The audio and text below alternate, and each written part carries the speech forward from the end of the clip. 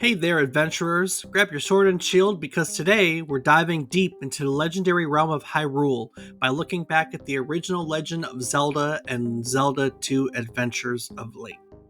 Picture this.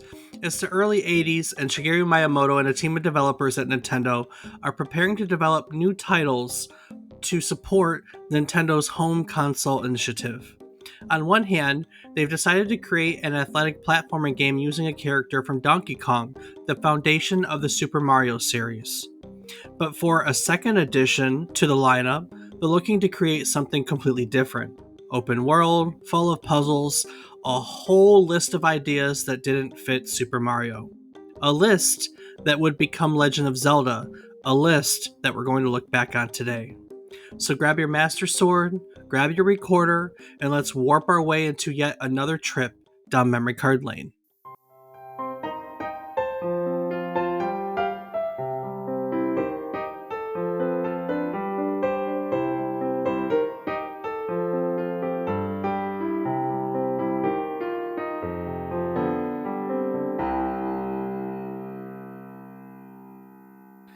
Good morning, good afternoon, and good evening. I hope these words find you well. Hello, and welcome to the 182nd episode of our video game history podcast, A Trip Down Memory Card Lane. Each week, we'll tell you a story relevant to the current week in gaming history. It can be about a game, and likely the people who've created it. It can be about a gaming console, and the technology that allowed it to happen. More often than not, it's also about the companies that make it all happen. Our stories bring everything together.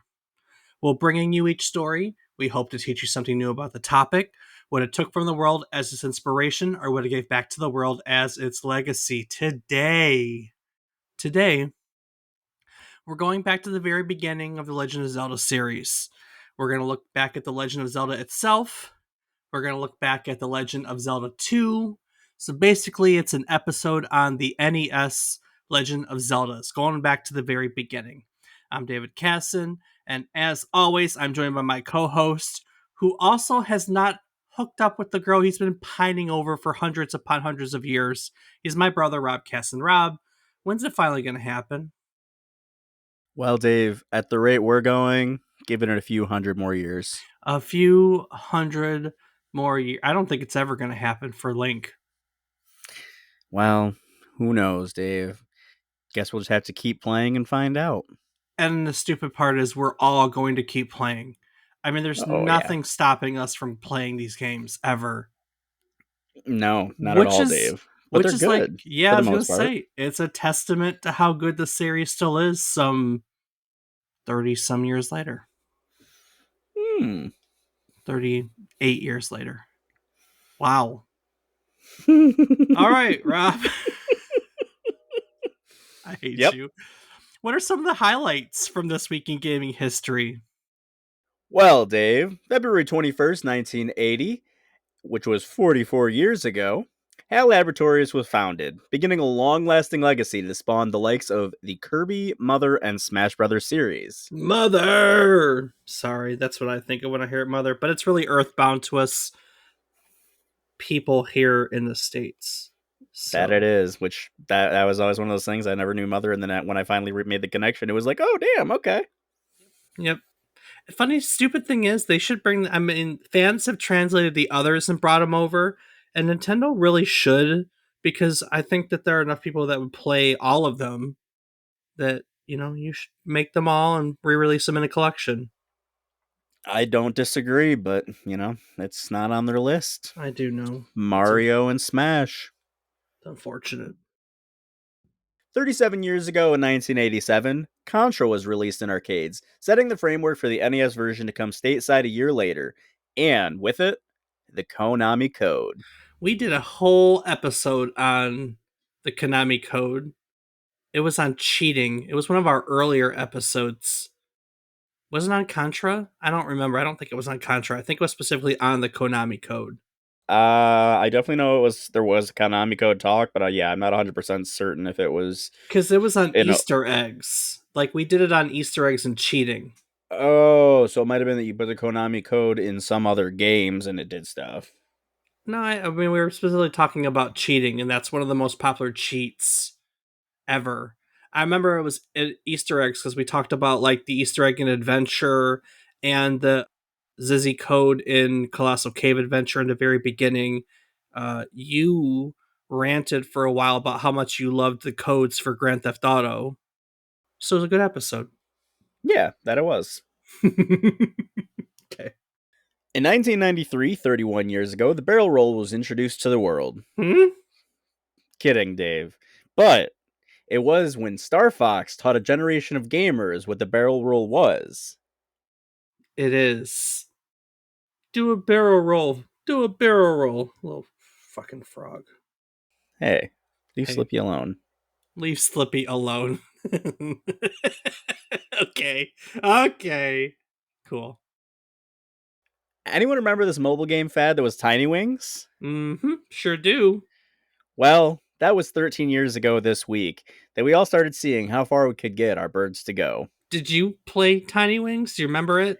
I definitely did, but I didn't play competitively enough to get a good score, so I probably had some crap score. I couldn't tell you what it was. I mean, 13 years ago was really still early on in mobile gaming. So every time there was a good game, it was a fad. Like, I mean, we did an Angry Birds episode recently, and that was definitely one of the first big ones.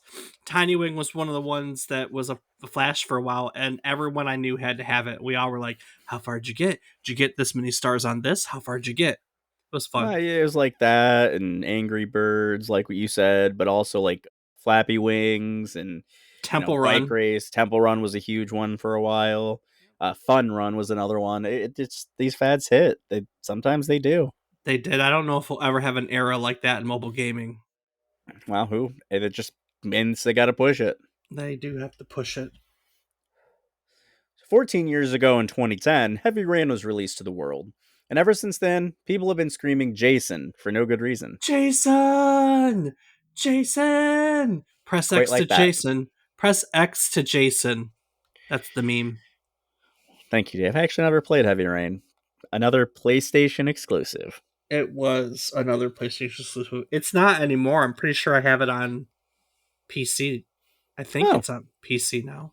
I I'll think have to look into that. But yeah, I never got to try that one because, yeah, I was an Xbox house. you were an Xbox house for sure. It was a year later in 2011 that the best Duke Nukem game that never was, Bulletstorm, was released. Did you ever play Bulletstorm? No, but I watched a lot of it being played. It was unusually good game. Like it was a real good game.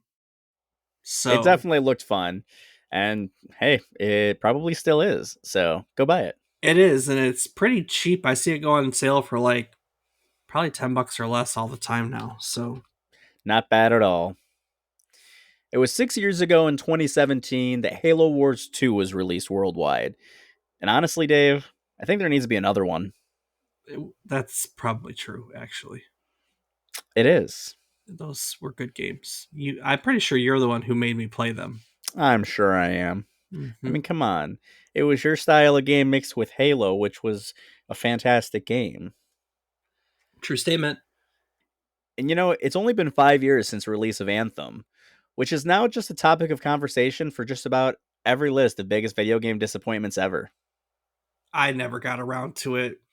I honestly before that is about when I stopped pre-ordering games. Like and just that's my style now. I barely buy anything when it first comes out. Oh, I know. I tend to be the same way. Only certain games get past that. But yeah, no, Anthem. I think I might have downloaded it and tried it once and never played it again. So I guess I'm not the best critic of that one. But I don't know. Maybe if I only played it once, that is the best critique. Gotcha. And Dave, 2 years ago, you have to remember your favorite game being released. What came out 2 years ago? Sidocats. What the hell is Cats? Dave, you already know this. Yeah, But for you're those right. that don't, it's Sudoku for cat people. Oh, that's right. I forgot that I had Sudoku for cat people. You are absolutely right. I know, Dave. And for those that don't, just know that its description reads that when you adopt a cat and there are other cats already living in the house, you need to make a gradual introduction first. And that is where Sudocats can come in handy. That's like adoption and fostering 101 and also the introduction to Sudocats. Well, Dave, I did say you own it. It just happens to be your life. I don't need to play the game. It's my life. Exactly. And with that, I have nothing more for this week in gaming history to say. So, Dave, why don't you tell us about Zelda?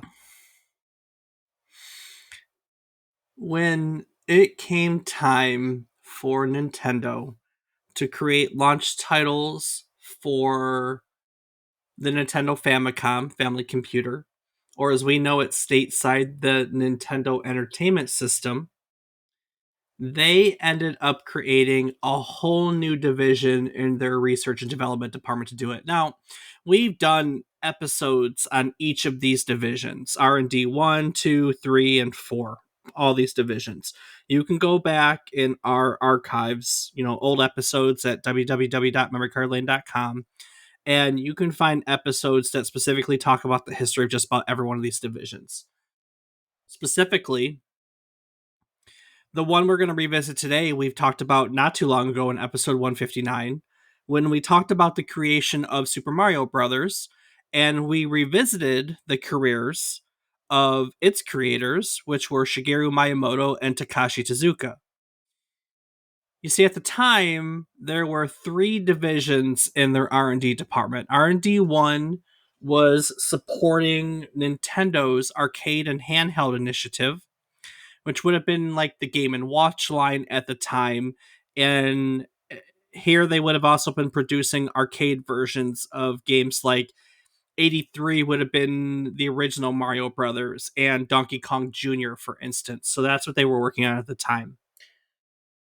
R&D 2 was the hardware division, so to speak. They were directly responsible for designing the Famicom and later the NES. And on the game front, they were more so porting these arcade hits over to consoles. They weren't really doing original stuff at the time. And then R&D 3 was supporting R&D 2. They supported the hardware initiative. So during this time, they're credited with designing the actual game packs that the Famicom and the NES were using, the cartridges themselves, so to speak. And so Research and Development 4 was created to develop software to support Nintendo's desire to break into the home console market. They placed a lot of talent into this division. It was their game. It was going to be their original game division after all, including the creators of Mario, Miyamoto and Tezuka. But what's important to today's story is something that we really only briefly touched on in probably one sentence back in the Super Mario story, and that is the fact that Super Mario Brothers and The Legend of Zelda were actually created at the exact same time. The design team at R&D 4 sat down and they conceived of both games together. There was actually a period of about 5 to 7 months in which they were developing both titles at the same time. And this is important. It's an important fact to know because The Legend of Zelda was specifically designed to not be Mario. It's the anti Mario, it's different than Mario. And some of the design decisions that were made because of that actually made the development team nervous and unsure of the long term success of the title. Now, Rob, looking at Mario and Zelda, just like, can you see in any way how they're not like they're antithetical to each other? No. I mean, I mean, yeah, yeah. yeah. But like, we don't think of them that way, right? I mean, we don't think. I mean, literally, they were designed as two sides of the same coin, and they're two of the most beloved franchises for Nintendo. But no one actually looks at them like they're polar opposites, right? You get what I'm saying? Yeah, no, there's so many parallels that you can draw between them. It's difficult. So Let's talk about it. So Super Mario Brothers was designed for the Nintendo cartridges that we all know and love. It was meant to be an exclamation point to the cartridge format because it was changing. Now, in North America, Super Mario Brothers was a launch title, right? So, like Super Mario Brothers and what 10-yard fight and balloon fight, and I can keep. I think there were 13 launch titles for the NES in North America, including Super Mario Brothers. So we can't separate, at least in my opinion, we can't separate like the Nintendo and Super Mario Brothers because like we got them together. But in Japan, there were only 3 launch titles, and Super Mario didn't come until 2 years later, almost 2 years later. Can you wrap your head around that at all? Like Not really. the two are associated with each other, but like Nintendo Famicom was 1983, Mario Brothers is 1985. I mean, there was a lot, there was time in between, it not for us because Super Mario Bros. Was packaged with the Nintendo here in North America, but it was definitely not. It wasn't. So Super Mario Brothers was, they were designing this original software as the system was becoming more popular and growing, and it was designed as, like I said, it was described as an exclamation point. Like they wanted it to be like, bam, this is the title that can showcase what everything the cartridge format and the Famicom can do. Zelda, on the other hand, was designed for an add on peripheral for the Famicom called the Famicom Disk System. And that was due to be released shortly. So the idea was that Zelda was going to be a launch title for this disk system. Now, we've never really had an opportunity to talk about the disk system, and I don't want to go into it in detail because I think that I want to cover it in the Nintendo episode itself, but I still think that we need to kind of briefly talk about it so you can understand. So the disk system is exactly what it sounds like, right? It's an add-on for the Famicom that uses floppy disks to store its games, not the cartridges that we're all used to. It was never released in North America, United States, for reasons that we'll get to momentarily. So North American listeners are probably really unfamiliar with it. Have you ever stumbled across any of the discs before, Rob? Nope, can't say that I have, Dave. And the reason for its creation was rather simple. At the time, floppy disk technology was cheaper. It was cheaper storage. Within a year and a half of its release, the Famicom was dominating the Japanese market, and retailers were clamoring for not only systems, but also more games and, more importantly, cheaper games. So Nintendo was looking for solutions to that, and cheaper storage was what they came up with. So, like I said, we have an episode on the Famicom, the NES. It's middle of July, if you're curious, and we'll dive into all the details of it in that episode. But one of the interesting features of the disk system that is important for today is that it had the ability to rewrite game data. It was a floppy disk, it was a writable floppy disk. Eventually, this would become the saving game concept that we know in the cartridges, but early cartridge that wasn't a technology that was developed when cartridges first came out. They didn't have battery backup, they didn't have rom the type of rom chips that were necessary for that to happen. They weren't financially feasible when this technology was first developed. So early games didn't have save features. So that was one of the things that everyone was really excited about with the disk system, was that now we had the ability to rewrite game data, and basically you could save your games or change your games, or update your games, things like that. We have the cartridges because eventually, the cost of chips did come down. Battery backups became a thing. There are a lot of reasons why this technology became obsolete by the time the NES made it to the States, and that's why we don't have it here. But at this point in time, the concept of rewriting game data was something new and exciting that the team wanted to take advantage of. So initially, where this all started was that they came up with an idea that would take advantage of the disk system's ability to rewrite game data by making a game that allowed players to create dungeons and explore each other's dungeons. That's where this all started. That was their first concept of what would become Zelda. Miyamoto liked the idea of getting lost in dungeons because it reminded him of his childhood. He spent time outside getting lost, and his childhood home had a maze of sliding doors. And so he equated that to like a labyrinth, a maze. And so he really liked the idea of creating dungeons. But as it turns out, getting lost in the dungeons was the best part. The team enjoyed playing through the dungeons better than creating the dungeons themselves. So, with that feedback, they decided to pivot and redesign it as a single player game that had dungeons under a series of mountains that surrounded, they called it Death Mountain. And from that, things just kind of expanded, right? So we have mountains and underground dungeons. Well, cool. Now I want to explore above ground too. All right, well, now we need forests, and now we need lakes, and eventually, we need a field, a central location, so Hyrule Field. So this all just kind of expanded it from there. Super Mario was designed to be, as they put it, an athletic platformer. It was very deliberate, very linear. That was the idea for it. So The Legend of Zelda, as the anti Mario, was going to be anything but.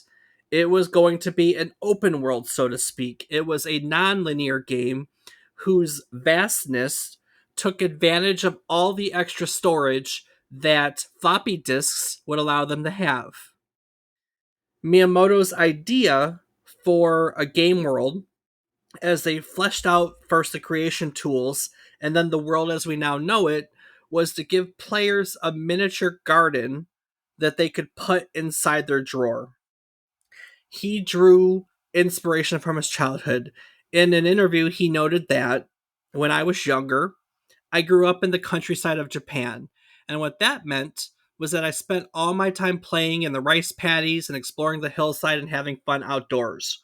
When I got into the upper elementary school ages, that was when I really got into hiking and mountain climbing. There's a place near Kobe where there's a mountain, and you climb the mountain, and there's a big lake near the top of it. We had gone on this hiking trip and climbed up the mountain, and I was so amazed. It was the first time I had ever experienced hiking up this mountain and seeing this big lake at the top. And I drew on that inspiration when we were working on The Legend of Zelda, and we were creating this grand outdoor adventure where you go through these narrow, confined spaces and come upon this great lake. And so it was around that time that I really began to start drawing on my experiences as a child and bringing that into game development. But as they expanded the open world concept, the team was actually concerned about the fact that the game was nonlinear. Instead of presenting a clear path forward, like most games until that point, right? Single screen, it's obvious. When you have a single path like Mario, it's obvious. A nonlinear design like this forced players to think about what they should do next. They were afraid that gamers would become bored and stressed by what they saw as a completely new gaming concept.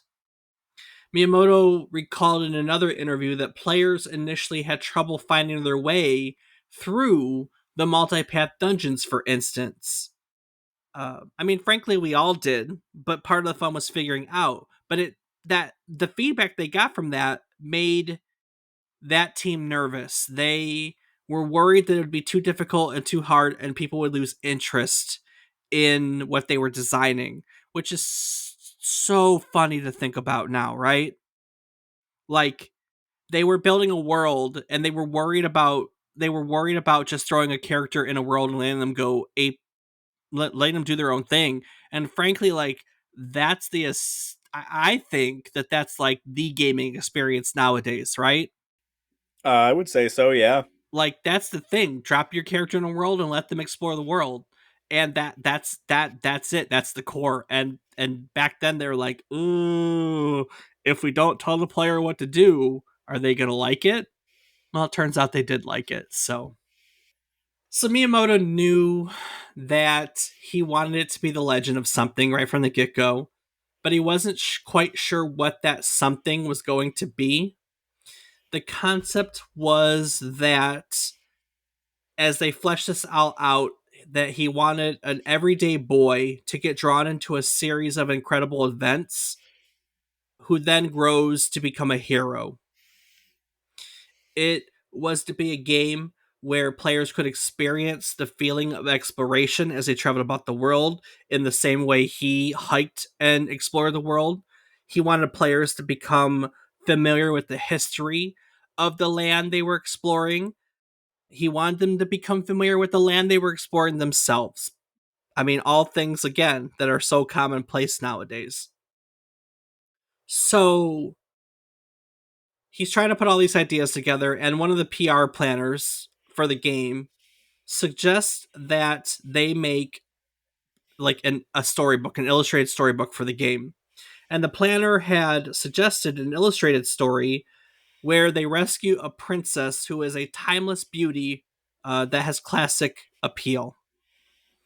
In the same breath, he mentioned that there is a famous American author whose wife's name is Zelda, which, as we know now, is Zelda Fitzgerald.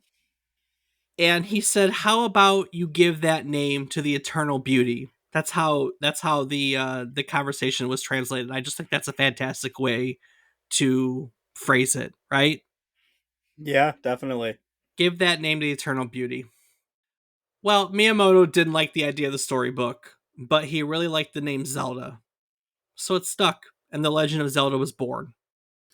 Their everyday boy that gets drawn into a series of incredible events ended up being named Link, named named in part because he connects players to the interactive world. He is a blank slate that links you to this game world. It's funny that it's that simple, right? Yeah. I mean, like, we don't even think of, I mean, Zelda we kind of, I kind of know, right? Like, I'm not surprised that they got Zelda from Zelda Fitzgerald because it's a very unique name, you know. Mm-hmm. But just the concept that Link was named that because he's the link between the player and the game, that one cracks me up a little bit because it's so like on the nose, you know. Oh yeah, and definitely. and it just like we don't even think about it, like it's just Link. Here's Zelda, here's Link. Link, you're not actually a person, you're just an extension of me. You know, Mm-hmm. much of the story and the script was actually written by Tetsuya Tezuka. Miyamoto produced the game. He was mostly overseeing the rest of production, so he left the writing to Tezuka. Some of the original ideas for the game that weren't used involved technological concepts, like one in which the Triforce was made of electronic circuits and Link was a time traveling hero. All joking aside, the concept was that he was a hyperlink. Good one. It's the truth. I mean, that was what they were thinking at the time. Now we know that none of those ideas were used in the original Zelda, but they all did kind of find their way into later Zelda titles, you know? True. Tezuka wrote Link's first adventure to be more of a fairy tale adventure. He took inspiration from books such as Tolkien's The Lord of the Rings. And to add to that, Miyamoto later said that Indiana Jones was popular at the time, so he asked Tezuka to bring that concept of adventure and treasure hunting into the game as well, which is something that we see developed in like finding the rupees and finding the treasures in the dungeons and stuff like that. And then Link, they got inspiration like Link's green tunic and his ears and everything. He was inspired by Peter Pan. Yeah, I mean they've said that recently that we kind of started doing this and noticed how he resembled Peter Pan and just kind of went with it. So Oh, that was just recent. 2012 is the interview I found where they admitted that. So Oh I wow. guess I I would have. guess not that recent. No, I mean that is pretty recent. I would have expected to have been way sooner than that, considering how long this has been out. Yeah, Yeah, I mean, it seems so obvious when you look at it, but it's not something that was like spoken, like put out in the open. And then someone asked in 2012, and they said, "Yep, you're right." Like we didn't intend for it to be that way, but when we noticed the resemblance, we just leaned into it. So I mean, why not I know. at that point?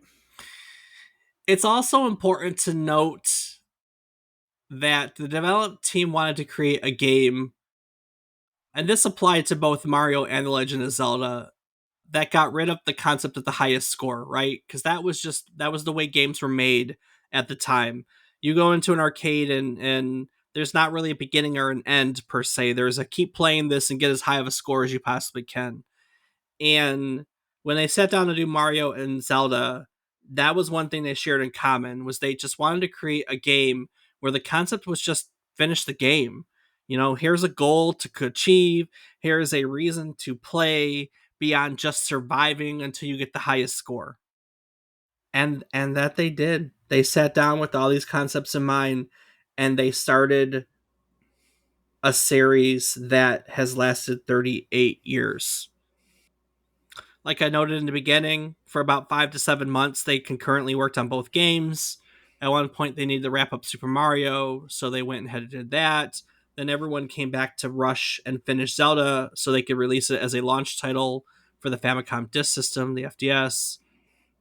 And in doing so, they gave the world something completely new. Do you, dear listeners, have something of your own completely new that you'd like to give to the world? Have you ever considered making your own podcast?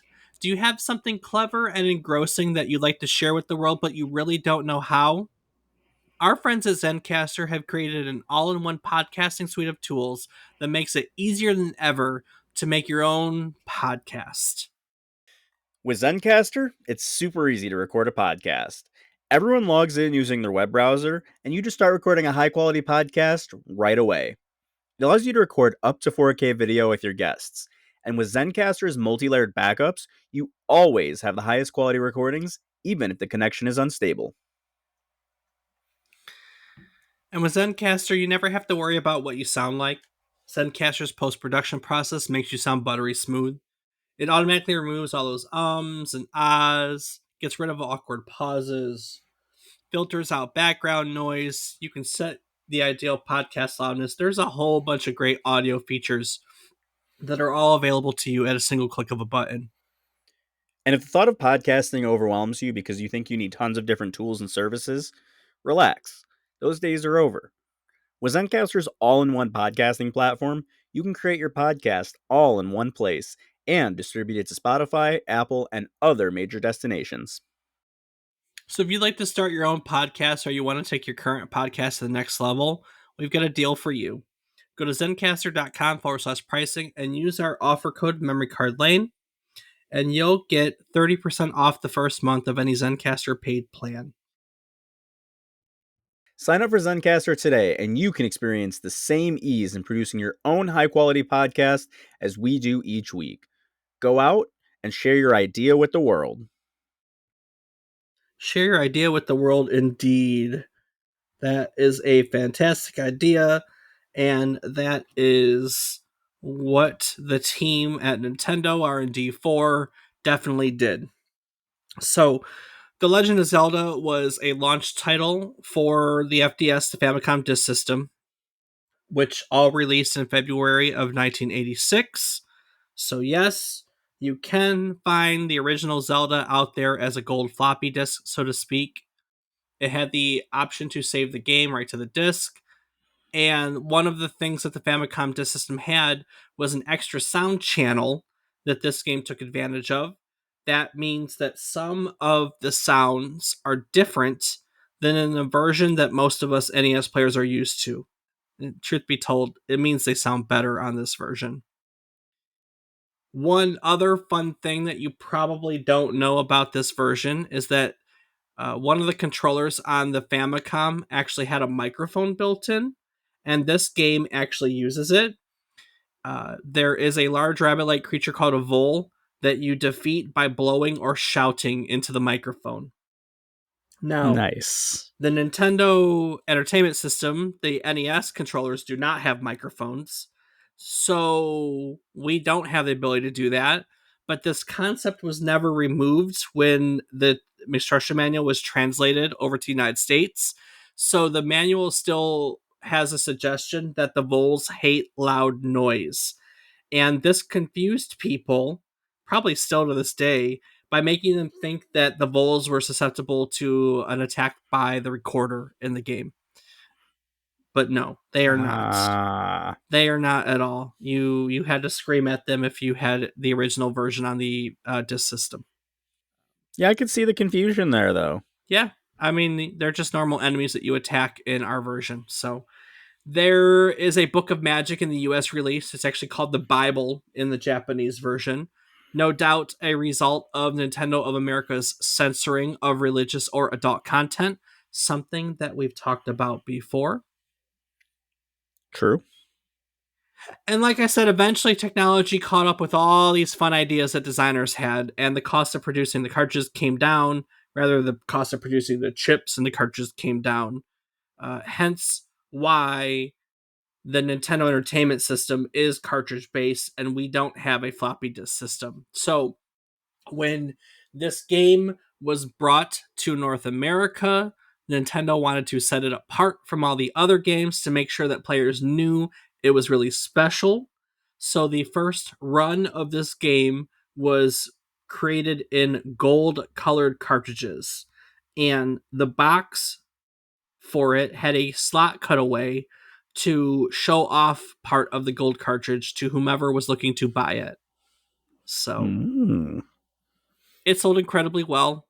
The original disc version of the game was said to have sold 1 million copies on its first day alone, numbers that were seemingly unheard of at the time. Stateside, it was actually the first NES game to sell over 1 million cartridges during 1987. The game ended up selling about 6.51 million copies worldwide across all its versions of that first NES run. So, and the disc system, rather. That's damn impressive. For a Nintendo game that wasn't Hell yeah. packaged with a system, Oh, yeah. absolutely, That's damn impressive. absolutely impressive. So, Rob, let's have you ever played the original Zelda? I have played it once. Well, I shouldn't say once. I tried playing it a few times. I had an emulator, cough cough, and the original. Actually, I remember the gold cartridge for the NES. I probably still have one laying around. Probably. I just got lost a lot in the game. And then when I finally managed to when I finally got to the point of understanding, like, oh, well, first you have to go talk to the old man and all this, like figuring that out and getting Master Sword, but then going into dungeons, like once I finally figured out, oh, here's how you get to a dungeon. I only cleared like one, maybe Yeah. two, so I didn't get very far. But I have played it at least. So Fun thing about that too that I didn't mention. So one of the original, I guess, versions of the game, prototypes, you actually started out with the sword in your inventory. The nice. the old man was added later on. Miyamoto said it was kind of a form of communication. He wanted people to he wanted people to like understand that they had to reach out and talk to other people to get through this, right? So he wanted to encourage cooperation and collaboration between gamers to solve the world and the puzzles and so on and so forth. And adding the old man and forcing you to go talk to him to move forward with the game was his way of like figuratively encouraging that in the game as well. So, Hmm. as he put it, I was trying to open up a like new form of game communication for both the game and gamers, or something, something along those lines. So, that was not in the game originally. So, I played it. I played it back then. I've played it since then, modern wise, because was awful. I was trash as a kid at it because again didn't know where things were and didn't have the capacity to figure that out when you're like, I don't know, I was probably 6 when I played this, if not sooner. So don't remember it much initially, but I definitely have gone back and played it now a few times, both the first and the second quest, and have had an opportunity to explore the world extensively. It's got something like 120, maybe even 60 some screens in the game world. Like it's like a 16 by 8. I think that whatever 16 by 8 is, it's a 16 by 8 world. 16 across and 8 up, I think is what it is.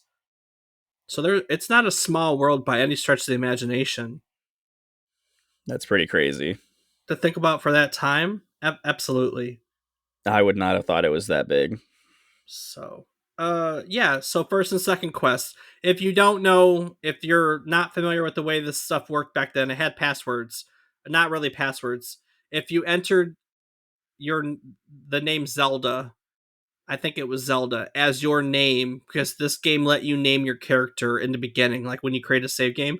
If you named it Zelda, it would start a second quest that was different than the first one, with randomized like dungeons in a different place, and it was harder, and so on and so forth. Like everything was in a different order. So It's pretty neat. that's where the concept of the Master Quest came from, and it's been like that in every Zelda. Just about every Zelda has had some form of a Master Quest, you know. Yeah, So it's just a hard. I mean, it's the Master Quest if you consider the story mode, but also like Master Quest version, which makes the game it's a harder difficulty. right, exactly. So I wanted a chance. I wasn't planning on this when I sat down to do this episode. I was planning on just doing this on the first Zelda, but as I did my research in the first Zelda and saw how it was developed and then kind of saw how that transitioned into Zelda 2, I felt I kind of pivoted and decided that I wanted to bring Zelda 2 into this episode and kind of make it an episode on all of the Nintendo Zeldas. So there's a reason for it. It very much mirrors the development of The Legend of Zelda itself. If The Legend of Zelda is the anti Super Mario Brothers, then Zelda 2 is the anti Legend of Zelda.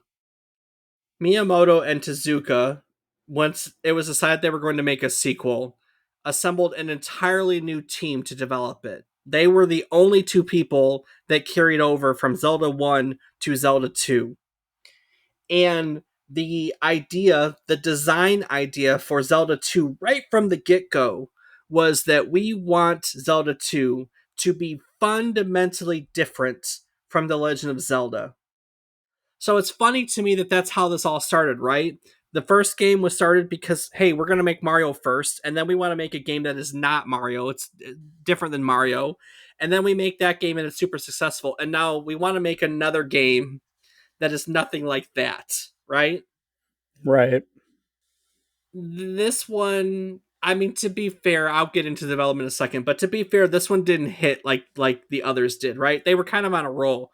You know, Mario was different from everything they had done before it. I think the game they just did before it was Devil's Story or Excite Bike, one of the two, and they were okay. But then Super Mario's came out, and Super Mario was insanely popular. Let's be honest about that. And then the Legend of Zelda was which was designed to be nothing like Mario was insanely popular, right?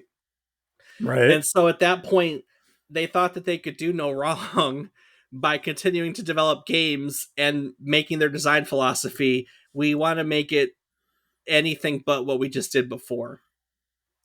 And even Miyamoto has this point, like by this point, has admitted that like Zelda 2 was the first time that concept didn't really it didn't hit like it was supposed to. So the idea for the Zelda 2, I always want to say the Zelda 2, but it's just Zelda 2, The Adventure of Link, was that originally they wanted to create a side-scrolling action game which used up and down movements for attack and defense. So like in the game, the way you see those is like because it's a side-scrolling platformer like Mario was, and Link thrusts up with his sword, or you could jump and thrust down with your sword. And so that's attack and defend with these. Initially, they didn't even consider this game to be a sequel. It started off just as a sword and shield type of game that they envisioned more of a spin-off to the series. And so they spent a lot of time developing all these systems, all these what ended up being very unique gameplay elements of this game. You know, Zelda 2 has experience points and it has lives. It's the only Zelda game with one up dolls because it has lives. It has magic. It has an overworld map and is side scrolling. It's got all these unique things. It has a leveling up system that was added so players could battle multiple enemies multiple times. It has encounters on the overworld maps, which was kind of like a way of adding luck to the mix. And the game is incredibly difficult. And these were all design decisions made because at the time, game designers were all concerned about a lack of content in their games. And the perception was, as we know with many other games in this time period, was harder games are more have more content to them, right? Because it takes longer to get through the same amount of content if it's harder. Right. So they added all these things in just to make the game longer, basically, and all these very unique things. They focused all on the gameplay systems, thinking that they were going to make this spin-off, this sword and shield type game. That was the concept. It was like a side-scrolling role-playing game, an action role-playing game. It wasn't until the end of development when they sat down to write the story.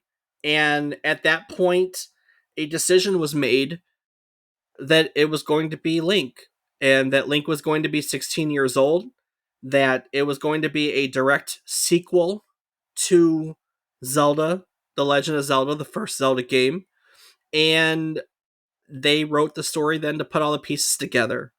So, I mean, there's no one's come out and said it, but I mean, and arguably it wasn't a Zelda game and it was a Zelda game, but then they did. They put all the pieces together. And funny enough, I don't know, Rob, if you know the Zelda timeline very well, but you have Legend of Zelda and then Zelda 2, and then technically there's not a direct sequel to either of those games until Breath of the Wild, because every other Zelda that's ever been created is either a prequel or an alternate timeline that, from when the timeline split in Zelda. Technically, Breath of the Wild is the third, like, timeline wise, it's the sequel to Zelda 2. Right. So, despite the fact that Zelda 2 was very different, it was still very popular. It ended up selling 4.3 million copies. That makes it the fifth best selling NES game of all time. So, I guess on one hand, it did work, but because of how different it is, it's definitely not a fan favorite. When I mean like Miyamoto saying that it didn't hit as well, it's definitely not the fan favorite in the Zelda series. Right. Most Definitely people not. most people would rather kind of forget about it. Not the way we want to forget about the CDI versions, the CDI Zelda games, which are so bad that we pretty much go, nah, that's not even canon. Like, they don't belong to us in any way, shape. They're literally not even on the Zelda timeline. The CDI games are so awful. They're I don't know, a dream or something. I don't even know how we play it off nowadays. Yeah, they definitely don't hit. Another fun fact about it before I wrap it up for today. I mean, I don't want to, there again things we could talk about other Zeldas and things like that, but I always like to keep these, like, concise and what have you. None of the music in Zelda 2 was actually composed by Koji Kondo. Koji Kondo, of course, was the composer from The Legend of Zelda. He made the famous Zelda theme that we know and love that has been recreated in just about every Zelda game afterwards. But like I said, Zelda 2, whole new team, and that included Koji Kondo. He has a credit there because they basically like rearranged his overworld music, the famous Zelda theme, to be the overworld music in Zelda 2. But otherwise, none of the music in Zelda 2 is by Kondo or really well known because basically none of it has ever been reused ever again in a Zelda game. So, with that being said, They do use the themes from Zelda 2 and other games. Like it's on one of the stages in Smash Brothers, for instance. But it's never really been reused in any of the main Zelda games.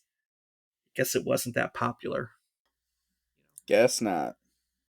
But yeah, that's the NES Zeldas. Have you ever played Zelda 2? Not two, no. No, not at all. Nope. Never. It's it's weird. I played it. I never got very far because it's really hard. I never understood where to go. I mean, I've played it since and finished it. But as a kid, I remember not being able to wrap my head around it in any way, shape, or form, and also not liking the concept. I When I was really young, I didn't like. I didn't have the patience for leveling. Because your concept of time is different as a kid than as an adult. So now, like, we think about like the time that we put into it and grinding, and we're like, oh, cool, break from reality. You know what I mean? But as a kid, that was the case. So like games where you had to level, like I remember struggling with them. So like this was one that was a struggle. Dragon Quest was a struggle for me. Like I think about these early games that had role playing elements and stuff like that. The original Final Fantasy, I did not like it as a kid. I didn't come to appreciate these games until I was more of a teenager, like 13, 14, 15 is when I really started to get into like the RPG genre and then picking up all these old games and going back and playing them, including like, you know, the Final Fantasies and Breath of the Wild and Secret of Evermore. Chrono Trigger would have come out when I was what, 10. So I mean, it was more, maybe I was would have been about 10 then when I first started to appreciate them, because as those games came out, maybe I was 12. I don't know, 10.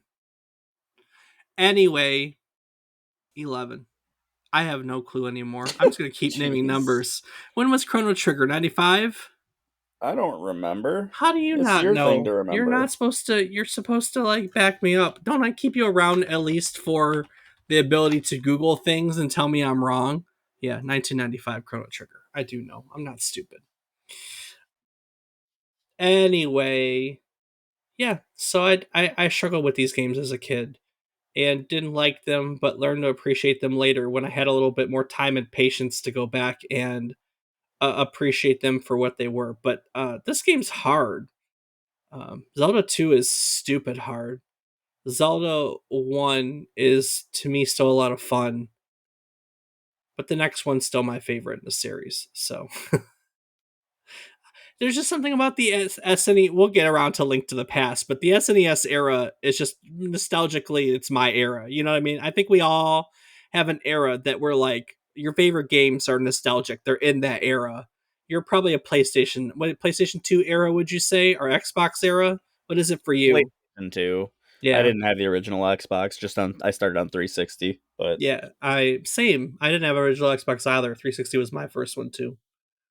Yeah, I for me it's SNES. So like Super Mario World and Link to the Past and Chrono Trigger, some of these Super Nintendo RPGs. That's my era, man. That's when it was the best. sure. Sorry, just had to say it. So hey, I'm not wrong. I mean, games like Chrono Trigger are still among like looked at as some of the best games of all time, even this many years later. So I mean, next year is, I don't even want to talk about it. 30 years for Chrono Trigger. There you go, Dave. All right, well, that's Zelda. I think that's a good primer on the anti Mario, aka Zelda, aka The Legend of Zelda, and then the anti The Legend of Zelda, aka Zelda 2: The Adventure of Link. I think it's funny the way that story played out, that every game was designed to not be like the last one. Yeah. Uh, Definitely interesting. Definitely interesting. Definitely interesting. So, we have covered, like I said, episode 159 was Super Mario World, and we've talked about Shigeru Miyamoto in the past. We've talked about Tezuka in the past. We have had multiple episodes where we have covered all things Nintendo. There's an episode in RD1, 2, 3, 4. We've done all this before. You have so much in there that you want to learn about. I promise you that you want to learn about all of these great topics. And to do so, all you have to do is check out our old episodes, which of course you can do by visiting our website, www.memorycardlane.com.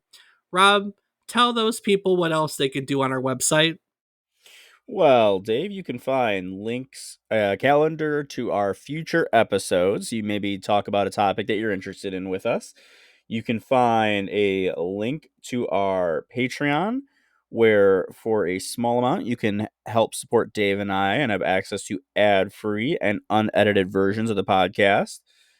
You can find links to our Discord where you can come hang out with Dave and I, talk games or whatever else you want. Maybe just tell Dave how wrong he is in each and every episode.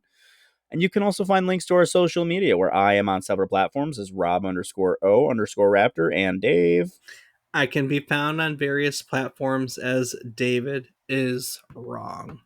Each week, we tell you a story about one topic relevant to the current week in gaming history. While doing so, we can we hope to teach you something new about the topic, what it took from the world as its inspiration, or what it gave back to the world as its legacy. Each week when we approach these topics, we learn new things. That's the best part about sitting down and getting to research all of this, getting to pick the topics. Most of the time, when we're getting ready to do an episode, part of the fun for me is being able to find things that I didn't know about, and then if I didn't know about them, chances are you didn't know about them either. Just not bragging there. It's the truth. No, I'm just kidding. So that's the fun, being able to bring you things that you might not have known. It's a fun cycle of learning for me. When I teach you guys things, I learn them myself. So, in recognition of that fantastic learning teaching cycle, each week we like to talk about what we learn ourselves. So, Rob, what did you learn today? Oh, Dave, there was so much to have learned. Was So there much. No, I actually, there really was. But, I guess I didn't realize that it was originally designed for the Famicom. no?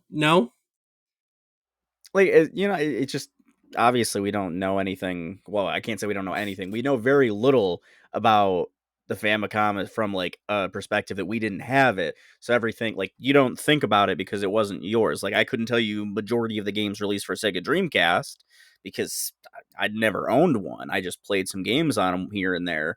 So it's the same thing like this. Like, I don't ever consider the Famicom, but to know that it was like thought to be designed for the Zelda or for Zelda the disk was, system, yeah. Zelda was a it's launch title, no less. it's crazy to think that. So it's just who knows? I don't know. It's Zelda, weird. Zelda was a launch title, and realistically it was designed to take advantage of, like, the open world concept was where they said, hey, we've got all this extra storage, like, what are we going to use it for? And what came out of it was bigger world. Like, bigger world. Hey, So bigger world does the trick, though. bigger world does the trick indeed. Yeah, very much so. That's a good point, Rob. Good job. Thank you, Dave. Good job, bro. Good job.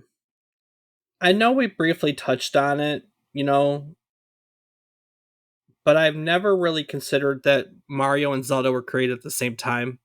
I've never really had to sit down and genuinely think about it. It's so interesting to me that they did, and what's even more interesting to me is obviously how I framed the narrative for today was the fact that Zelda was literally created to be everything that Mario wasn't. Like, they're literally, they literally said that they had a list of Mario ideas and a list of Zelda ideas, and they didn't want them to overlap. And I think that's just so fascinating to me, because I've never had to put those two gaming franchises in that perspective before ever. I've never even thought to. Yeah, no, definitely not. I wouldn't have either. So that was my favorite part. The way I wrote the episode is my favorite part of the episode, is just that concept that there is a column of Mario ideas and a column of Zelda ideas, and that is that's where we came from. So It is pretty damn awesome when you think about it, Dave. this one was fun. I've wanted to do. I mean, we've done other Zelda episodes before, but we've never gone back to the beginning. I sometimes get concerned going back to these earlier games because the earlier you go, the less content there is, which sometimes makes it hard to spread that out into an hour long.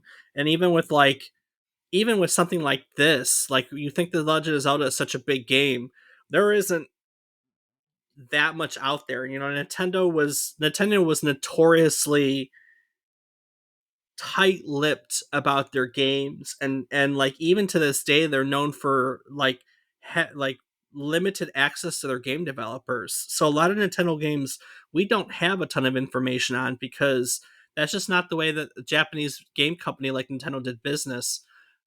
So it's fun to be able to like pull things out from interviews here and there and everything, and flesh that out into a fun story like this. So yeah, that's what we did today. All right, and that'll do it. Rob, before I take it into next week, is there anything you'd like to add to today's episode? As always, Dave, I want to take a quick moment to say thank you so much to all of our listeners. It means the world to us to have you here listening to us each week, and we hope we get to bring you a little bit of knowledge and fun to your favorite games. So thank you for listening along. Yes, indeed. All right, fellow adventurers. That wraps up our journey through the Legend of Zelda. I hope you enjoyed diving into the mystical realm of how Hyrule was created. That was a weird sentence, but I'm going to roll with it. Next week, though, we're going to be putting away our swords and shields, and we're going to be picking up a book. And we're going to read a good story. That's all. Oh, That's all we're doing. For about a decade, from the mid 80, like about 80, I think it's 86 to 96, let's say mid 80s to mid 90s. The Tellurium Corporation was dedicated to creating interactive fiction with established writers. They teamed up with the likes of Ray Bradbury, Arthur Clarke, and even Michael Crichton to make some what I would call relatively unknown video games. And we're going to be visiting their entire library next week. So curl up in your favorite chair, grab a blanket, and a great pair of headphones and snuggle up with us as we talk about good books and good video games on next week's trip down memory card lane. Do the thing.